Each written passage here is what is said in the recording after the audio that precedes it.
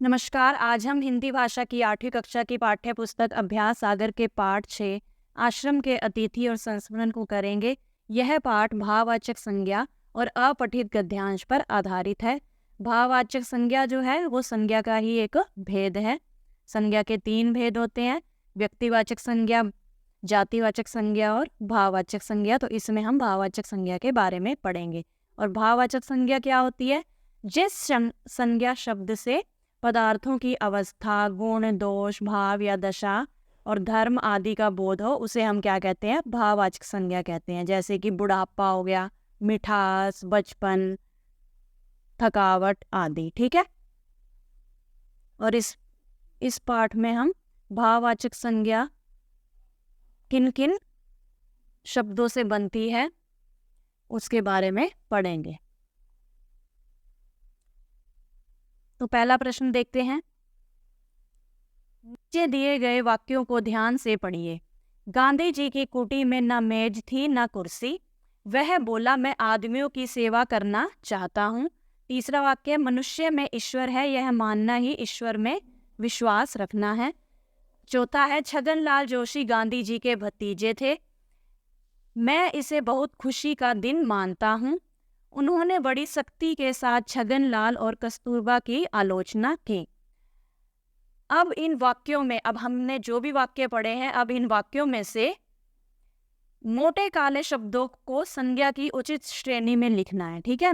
जो भी ये मोटे काले शब्द हैं, जैसे पहले वाक्य में गांधी जी, मेज, कुर्सी, दूसरे में सेवा, तीसरे में ईश्वर, चौथे में छगनलाल, पांचवे में खुशी और छठे में सख्ती और कस्तूरबा। ठीक है। तो इन्हें हमें क्या करना है? इन्हें हमें यहाँ पर लिखना है। व्यक्तिवाचक संज्ञा में क्या होता है? व्यक्तिवाचक संज्ञा में जो शब्द किसी विशेष व्यक्ति, विशेष स्थान आदि का बोध कराएं, ठीक है, वो होते हैं व्यक्तिवाचक। तो वहाँ यहाँ पर जैसे व्यक्तिवाचक कौन कौन से हैं? एक तो गांधी जी, छगनलाल, कस्तूरबा, ईश्वर। ठीक है।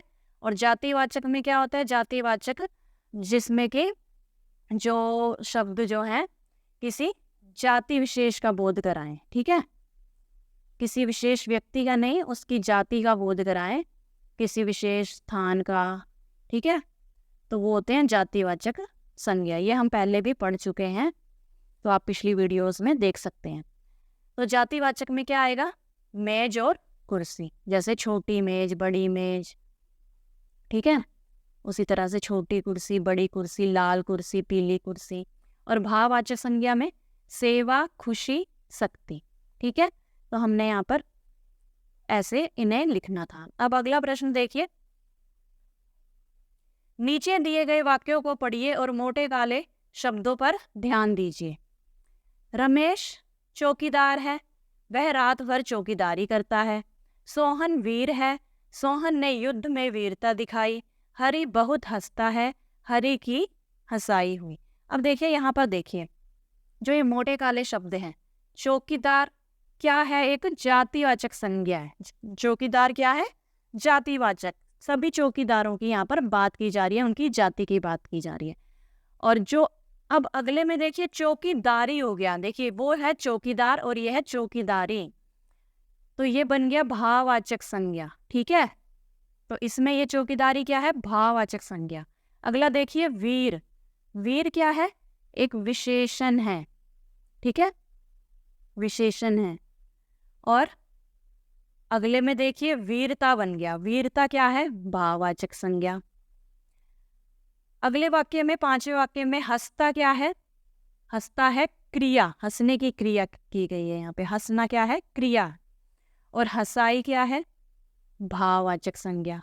तो कहने का अर्थ है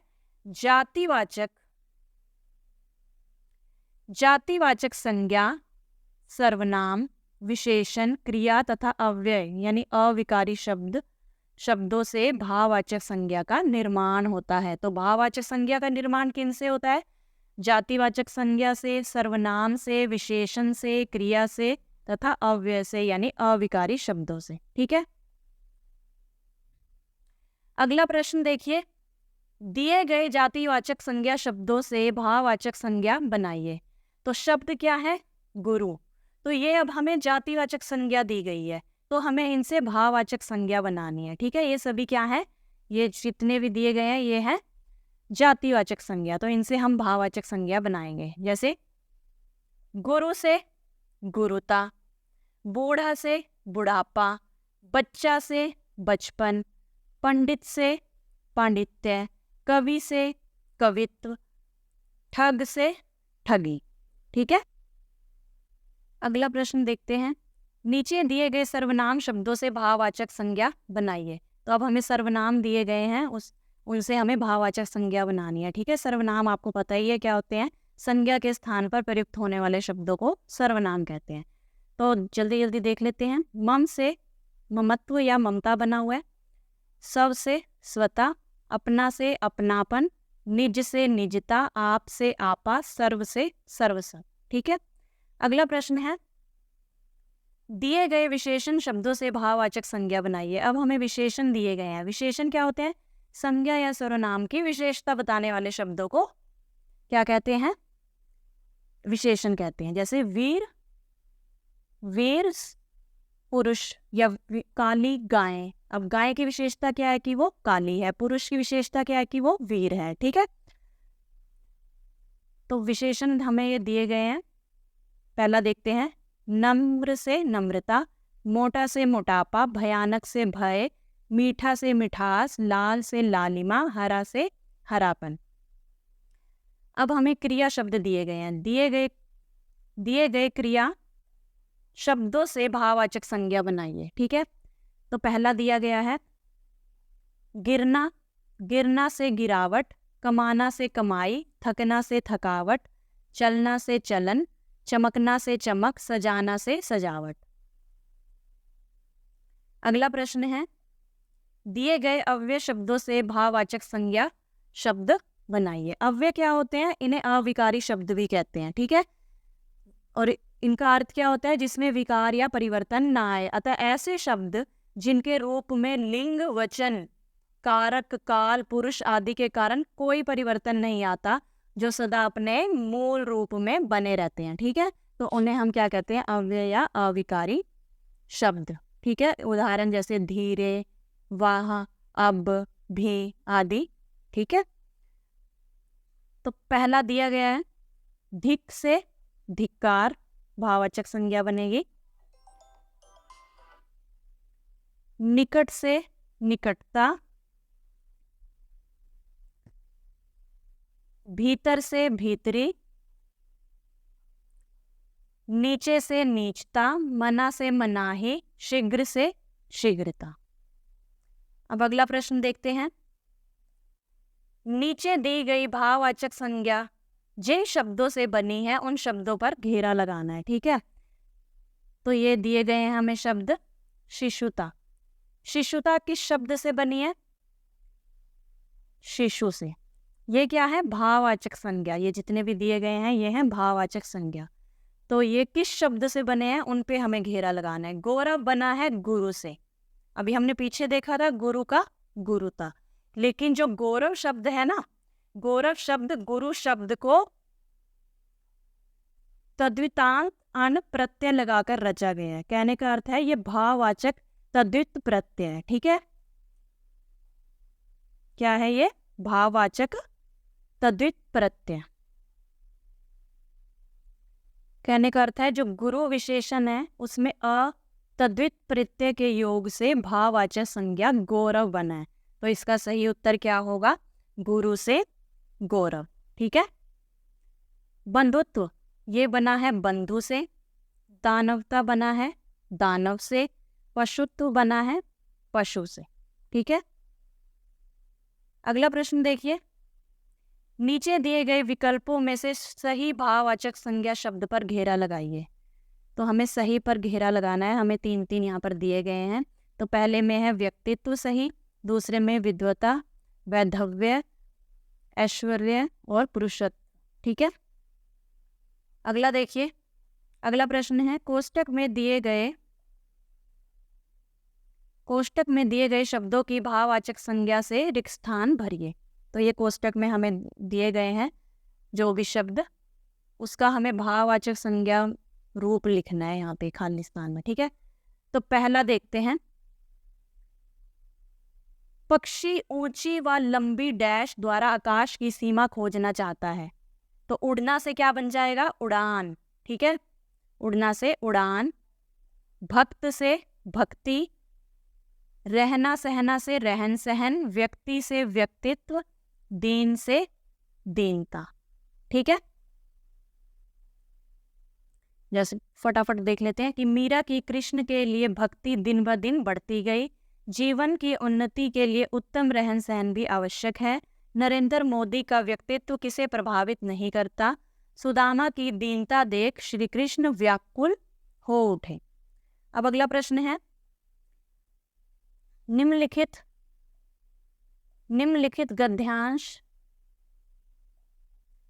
गद्यांश को पढ़कर दिए गए प्रश्नों के उत्तर लिखिए।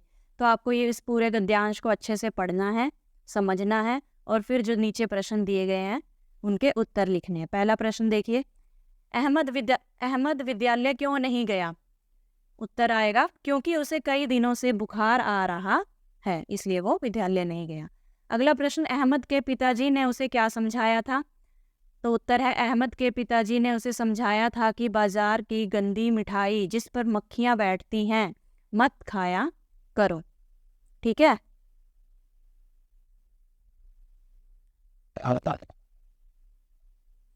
अगला प्रश्न देखते हैं, अहमद अगर बीमार ना होता तो क्या होता, तो क्या करता? अगर वह बीमार ना होता तो वह अपनी कक्षा की ओर से क्रिकेट मैच खेलता।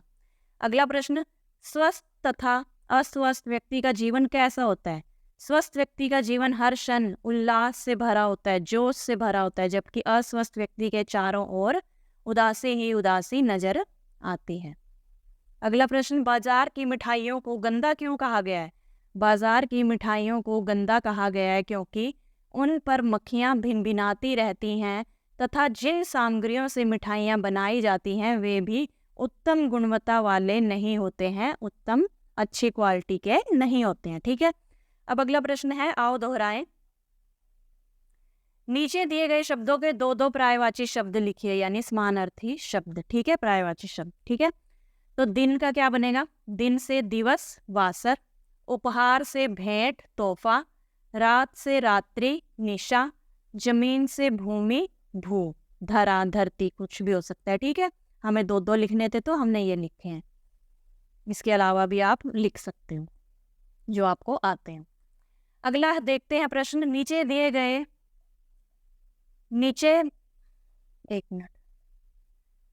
दिए गए वाक्यों में मोटे काले शब्दों के समानार्थी शब्दों का प्रयोग करते हुए वाक्यों को दोबारा लिखिए। अब ये मोटे काले शब्द, जैसे ये प्रतीक्षा है, प्रतीक्षा का हमें समानार्थी लिखना है। मैं परीक्षण की प्रतीक्षा करने लगा, तो क्या आएगा? मैं परीक्षण का इंतजार करने लगा। अब तनिक का क्या लिखेंगे हम? थोड़ी, ठीक है। प्रवेश का घुसते ही या इसके अंदर जाते ही, ठीक है। ध्वनि का आवाज। तो वाक्य सेम रहेगा, बस आपको ये जो मोटे काले अक्षर वाले शब्द हैं उनके स्थान पर उनका समानार्थी लिखना था। अगला प्रश्न है, नीचे दिए गए वाक्यों को पूरा कीजिए। जैसे पहला हमें दिया गया उदाहरण, धीरे धीरे शोर बढ़ने लगा, सूरज डूबने लगा, धीरे धीरे चांदनी बिखरने लगी। अब अचानक का बनाएंगे हम। अचानक घूं घूं करते हुए एक यंत्र चलने लगा, अचानक आंधी आने लगी, अचानक एक कार मेरे सामने आकर रुकी। अब अगला देखते हैं, मुझे ऐसा लगने लगा कि सारा घर हिल रहा है, मुझे ऐसे लगने लगा कि जैसे भूकंप आया हो, जैसे वह पेड़ से गिर जाएगा। अगले का देखते हैं, कल रात भर मुझे नींद नहीं आई, बिजली कटी रही। ऐसे ही रहेगा ये, कल रात भर बिजली कटी रही, कल रात भर बारिश होती रही। अब अगला प्रश्न है, नीचे दिए गए वाक्यों में उचित विराम चिन्ह लगाइए। हमें विराम चिन्ह लगाने हैं। विराम चिन्ह को हम पिछले पार्ट में पढ़ चुके हैं। जिस बच्चे ने वह वीडियो नहीं देखी है विराम चिन्ह वाली, तो आप जाकर देख सकते हैं। ठीक है, मुझे क्या करना है, ये प्रश्न पूछा गया है तो प्रश्न सूचक चिन्ह लगा देंगे। ठीक है, अगले में तुलसीदास जी ने रामचरितमानस लिखी थी। वाक्य खत्म होने पर पूर्ण विराम और रामचरितमानस के पहले यहाँ पर एकल उद्धरण चिन्ह शुरू, फिर वहाँ यहाँ पर बंद कर देंगे। अगला देखिए, डॉक्टर ने पूछा, अल्प विराम, फिर दोहरा उद्धरण चिन्ह शुरू, क्या आप ठीक हैं? प्रश्न पूछा गया है तो प्रश्न सूचक चिन्ह और दोहरा उद्धरण चिन्ह बंद। अगले में आहा कितना मीठा आम है, आहा के बाद विस्मयादिबोधक चिन्ह, फिर कितना मीठा आम है, वाक्य खत्म, पूर्ण विराम। अब अगला प्रश्न है, आओ लिखें। अब मालती चाची को अपने बेटे की फीस बैंक में जमा करानी है, क्या आप बैंक का फॉर्म भरने में उनकी मदद करेंगे? तो आपको इस तरह से फॉर्म को भरना है। ये देखिए, ब्रांच का नाम लिख देना है, XYZ जो भी है, ठीक है, और यहाँ पर किसे हम डिपॉजिट कर रहे हैं उसका नाम लिख देना है, और कौन कर रहा है, मालती देवी का नाम दिया गया है तो वो लिख देंगे, यहाँ पर उसका फ़ोन नंबर लिख देंगे, यहाँ पे उनके अकाउंट नंबर लिख देंगे, और कितने रुपए जमा करा रहे हैं वो लिख देंगे, यहाँ पे सिग्नेचर हो जाएंगे, यहाँ पर भी, यहाँ पे शब्दों में और यहाँ पे अंकों में लिख देंगे। और इसी तरह से इसको भी भरना है हमें।